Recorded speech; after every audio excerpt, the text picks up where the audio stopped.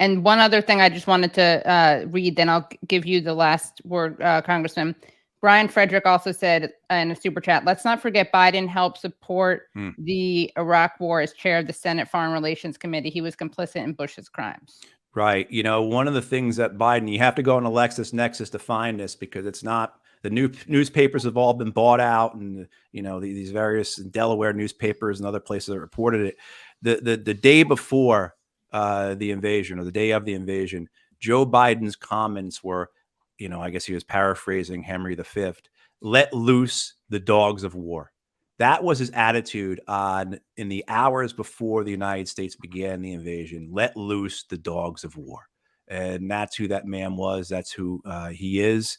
And that's who all the people around him are. Again, the world right now is a reality of our making. And this desire not to negotiate produces the results that are the reality. This desire not to negotiate with the Russians, whether it was for the last 7 or 8 years, failure to see Minsk II through, whether it was the efforts by the Russians in 2021, the fall, winter of 2021, to try and get some return to Minsk, whether it was the, you know, pulling the Ukrainians out of the talks that were being conducted by the Turks and the Israelis, you know, all these things very similar to what happened, say, in Syria in 2012, 2013, where the United States sets conditions that the Assad government is never going to follow, never going to entertain for talks. And then the United States says, well, they don't want to negotiate. And they set those conditions. What happens? The Russians intervene. Assad wins. 500,000 people are dead. Syria is in ruins. The same with Libya. In spring of 2011, the Norwegians are in Libya. They're negotiating. They get pulled out. The Libyans try and negotiate with the Defense Department. The Defense Department says, we're not in charge. The State Department is. The State Department says, we want war. And now look at Libya all these years later. In the entire time, what they do is they lie and they say, no, they didn't want negotiations. Like I said earlier, these are men and women who are sociopaths. They're able to say, we want peace, when, of course, they don't. And this is, of course, you know, reminded of what Tacitus said about the Romans. They make a desert, or they make a desolation, and they declare it peace. And this reality that we create is desolation. It is not peace.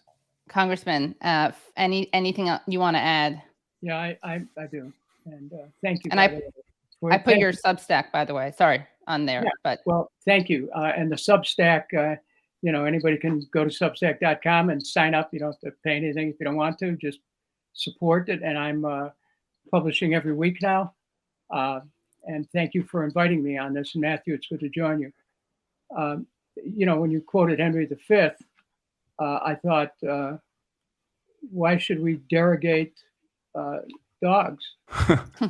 Right. Really? I mean, seriously, right. You know, many of us who have pets know them to be very gentle. We have to rethink who we are as Americans. What is our commitment to our families, our friends, our communities? We've had this whole discussion is really about the U.S. and its role abroad.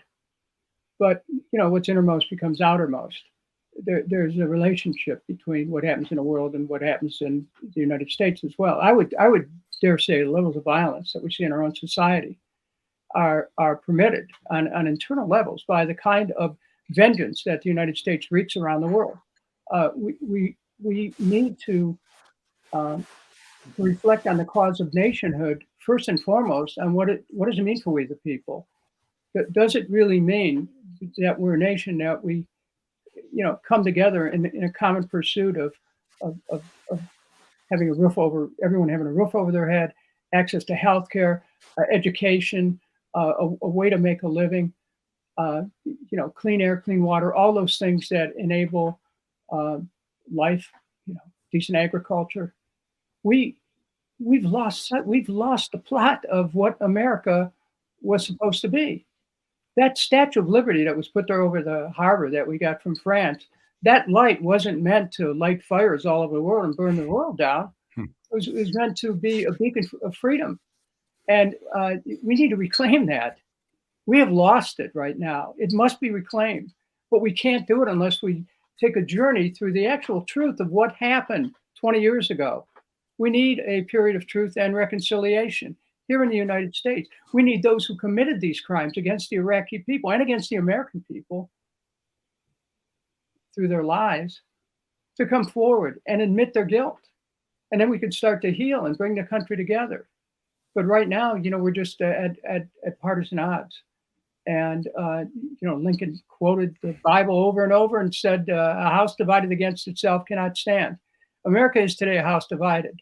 But it's a house divided because of choices our leaders made to take us to war around the world, divide our interest as a nation at home, pit us against each other in order to maintain political power, and basically strip the vital energies of this country that should be directed in building a great society and turning it into a morass of violence in the streets of our country. We can reclaim the country, but we can't do it if we don't start with the truth.